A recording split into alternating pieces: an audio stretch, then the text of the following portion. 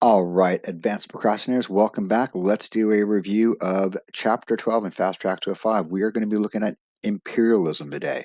Here are the 11 questions you should have answered already before you begin this. And as we do this, we make sure you answer the checking for understanding questions, guys. There's going to be extra information that was not in the reading that you would like to be, you want to be responsible for. So let's talk about imperialism. All right, we are talking about the time period in the United States and around the world when stronger countries were taking weaker countries around the world. Right now, in the upper left hand corner, you can see that map of colors of Africa and Asia. And basically, by 1900, Europe had taken over almost all of Africa, much of Asia, to supply natural resources for industries to create new markets to sell their products. This was a worldwide trend where the idea was it's good for the benefit of the nation to make money by taking over other people's. An example of that, you can see the dark green is the United Kingdom or England. They controlled 1/4 of the world's landmass, and because of it, England was the richest country in the world. Now, in the middle, you can see the mighty American Empire, all those bits in red. Okay. Now, first, contrast the American Empire colonization, how it's different from European colonization of Africa and Asia, and explain why the US felt it did not have to pursue the same agenda, obviously, as Europe of overseas land acquisition, i.e., why England controlled 1/4 of the world's landmass. In the United States, when we look at our empire, isn't quite competing as far as percentage of world mass? And the answer to this is a couple. Number one, we just said Europe seeking land acquisition. That's obvious. While we went after just a bunch of islands, is essentially what we did. All right. Now, that does not make us weaker because we need to take over. We can only take over islands and we can't take over a whole country because at the same time, we are conquering our own territory. You can see in the map in the upper right hand corner, kind of the turquoise color areas, right? That's known as the frontier. And those were areas that were still unsettled by Americans in the late 1800s and were being settled by Native American peoples. So America had a series of Indian wars post Civil War in an effort to try to civilize the West. So while England and Europe is going into Africa and conquering Africa from the so-called uncivilized peoples, the United States is doing the exact same thing. So the difference is it's not overseas, it's in the United States' own backyard. And also, besides the idea we'll talk about in a second of coaling stations, which America needed, European countries needed land for natural resources that they lacked. England is an island. It doesn't have many natural resources. Whereas the United States is a territorial nation. The United States is already the third largest nation on the planet, size wise, right? And we're already an empire, basically, and we're loaded with natural resources. So America does not need to go overseas to get those resources, whereas Europe does. Now, if we're talking about imperialism, let's start with our own backyard and Native Americans and what happened here, okay? Because as I said, there are a series of what we call can be called the Indian Wars, right? And let's talk about Native American battle and a U.S. atrocity against Native Americans. Now, in the middle image, you have the Battle of Little Bighorn. This is very famous because Colonel Custer, this is Custer's last stand. And basically, this is a battle where the Native Americans wiped out a U.S. cavalry. Okay, it hit the news as a major Indian massacre of American soldiers in the West, but basically it's a series of battles that happened in the West between Native Americans and Indians. A partial response to this was the Battle of Wounded Knee. Now, this is where American troops basically went into a Sioux reservation area set aside for Sioux, and American soldiers went around and slaughtered Sioux women, children, and old men, and who are the only victims because the Sioux refused to give up their weapons. Now, the importance of the Battle of the Wounded Knee is basically this is when the Sioux Indians, who are the largest and strongest tribe in the West, right, basically surrendered because the idea for them was we're trying to fight to protect our lifestyle and our women and children, but we can't defeat an enemy that's actually not attacking the men and the warriors, but an enemy that's attacking the very people that the warriors are trying to protect. So basically, that's when the Sioux surrender. And what we get now after that is the Dawes Servality Act in an attempt to try to assimilate Native Americans. So what ends up happening here is number one, Native Americans are given plots of lands to live on. Now, these are called reservations. And in the map in the upper left-hand corner, you can see some of those areas in purple. Now, they are usually the least desirable areas in the West is what it is. And another problem for the Native Americans is they're a nomadic people, and the idea of them being given a plot of land to live on did not work for them when they're used to moving around and following the buffalo. So if the buffalo are on the reservation, that's just fine. But the second the buffalo would leave the reservation, the Indians would leave the reservation, and then they'd be in violation of the treaty, and then they'd be attacked by American soldiers. Another thing was Americans forced the next generation of younger Native Americans to become civilized by basically taking them to boarding schools in the United States and teaching them how to become American, cutting their hair, using utensils, learning English. And a problem here was the idea is that this generation of Native Americans who are going to be assimilated in the early 1900s were neither American, because they're not made Americans until the 1920s, but even amongst their own people on the reservations, the Native Americans saw these young people who were assimilated as having been brainwashed by America. Now, what's important here, why we're bringing up the Native Americans, is this is in America, but it ties to imperialism. Explain the American attitude towards conquering and civilizing Aboriginal, which is Native peoples, right? And think of prior examples of this. This could be very good for contextualization if you're given a question about imperialism.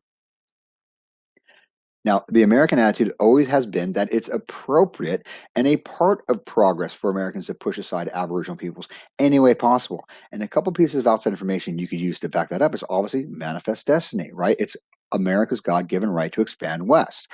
The Trail of Tears would be another example of America displacing Native American peoples, but 50 years earlier. And also, we're going to talk about imperialism right now. The same attitude that America had towards Native Americans is the same attitude that America is going to have towards the Filipinos, the Hawaiians, maybe the Cubans, maybe Latin Americans. So let's talk about America's expansion overseas. Now, one of the first expansion of American territory overseas is going to be Seward's Folly, a mistake, but it wasn't. Secretary of State William Seward bought Alaska from Russia for $7.5 million in 1867. This is just after the Civil War. And the thing was, when this happened, is a lot of people thought this was a mistake.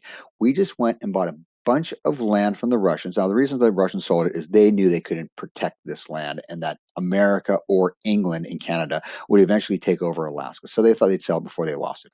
And Americans thought this was a mistake. Like all we did was buy a bunch of ice. But it was discovered later that gold was up there and coal was discovered. And today oil is obviously up there too. So it's an area rich in natural resources. Also, with those islands you can see extending from the bottom of Alaska, it might be a gateway for American ships to try to get to Japan. Now, Alfred T. Mahan is the father of the U.S. imperial strategy. You want to know who this guy is, okay? Because he is the one who said, look, in order for America to become a wealthy nation, it needs to have a strong naval power. He wants America to become a major imperial and trading power. And he basically said that the richest nation in the world has always been the nation that has the strongest navy. The richest nation in the world at this time was England. They had the strongest navy. Before that, it was Spain when Columbus took over the New World and they took over all Latin America. So America needs to have a new navy. You can see it on the right there, building new steel ships to protect these U.S. interests abroad, right? If we're going to go overseas, we have to have a navy to make sure people don't steal our stuff and that we can ensure that we can set up bases or places of trading posts in order to sell our goods. Now, in order for the Navy to go overseas and have influence, what will the U.S. need to acquire to aid these ships while they're overseas? Can you remember this? This idea is coaling stations. These are island colonies around the world to resupply ships and serve as military bases. This is the reason why America's empire is not weak, it's actually strong. We take over islands, right? And each island is going to have a sphere of influence that will give America military strength in that region of the world, meaning the United States will actually be the supreme power in the Pacific. That's our home. That's our backyard. Let Europe have Africa, let Europe have Asia. The United States is going to take over the Pacific and also the Caribbean. Now, as America is going overseas, not every American agrees with this, right? The Anti-Imperialist League is one group that felt this way, and they were against the U.S. taking colonies overseas, right? And two notable members are Mark Twain, who's the most famous author in America, and Andrew Carnegie, one of the richest men in America, right? So what's interesting about these anti-imperialists is it brings in both liberals, right, who believe that it's violating American rights overseas by us going over there and slaughtering people, or imposing our beliefs on American people, and also conservatives. Because here's another question: evaluate, judge. If people living in U.S. acquired colonies overseas should be citizens of the United States with all rights instilled in the Constitution. And the answer for conservatives is they were against America taking land overseas. Is they were afraid that these people, especially these brown people, if you make it a part of America, they now become American citizens. Well, the insular cases said that basically the Constitution does not follow the flag. People living in U.S. colonies are not automatically U.S. citizens. So we are going to take over the colonies, but those people are not going to get the benefits of becoming an American citizen. They're just people to be subjugated by the American government. Now, our goal at this time really was access to China. Now, China is kind of we did not want to take over China, right?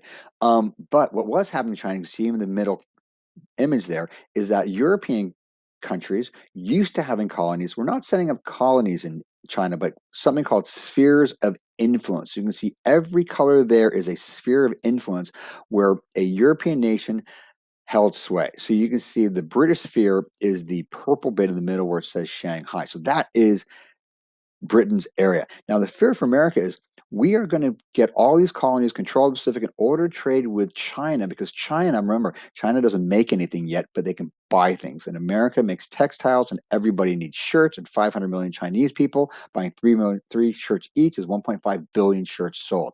So what we set up is the open door policy in China, which basically tells the European nations we are expecting to have free trade in China.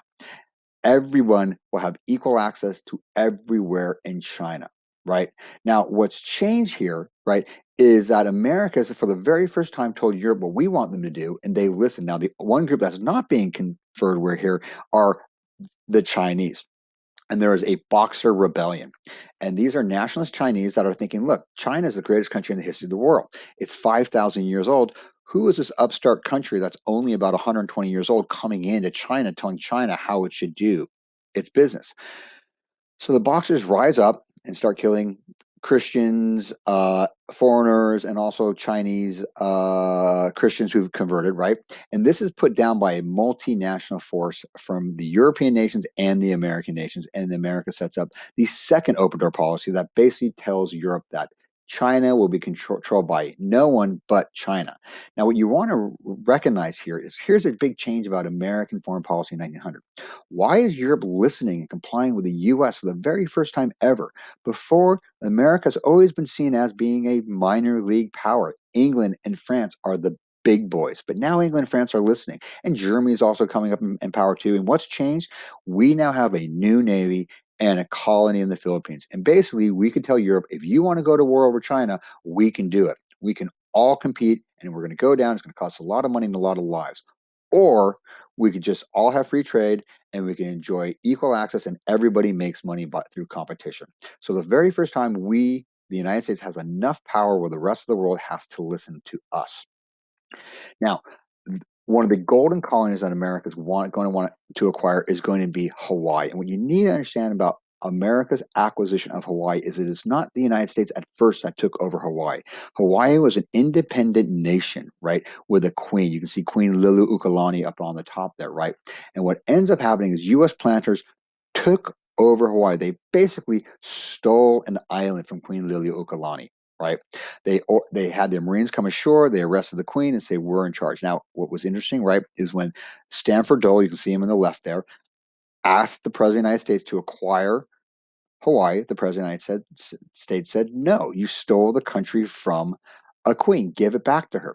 Now, if you just stole something and someone else tells you to take it back, but you are a robber baron, essentially, you don't give it back. You set up your own country, the Republic of Hawaii, right? So Hawaii becomes an independent country in the 1890s, waiting for the U.S. to annex. And remember, it was the U.S. president that said, no, give it back. So basically, all the Americans living in Hawaii are going to do is wait for the next president to come into power and then ask the next president, right?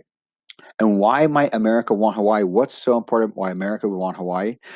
Well, number one, it's the crossroads of the Pacific, right? It makes it ideal for trade with Asia. Whoever controls that island, the Pacific Ocean, the Middle Pacific, controls basically the Central Pacific Ocean. And a fear was that if we didn't get it, Japan would. So do remember that.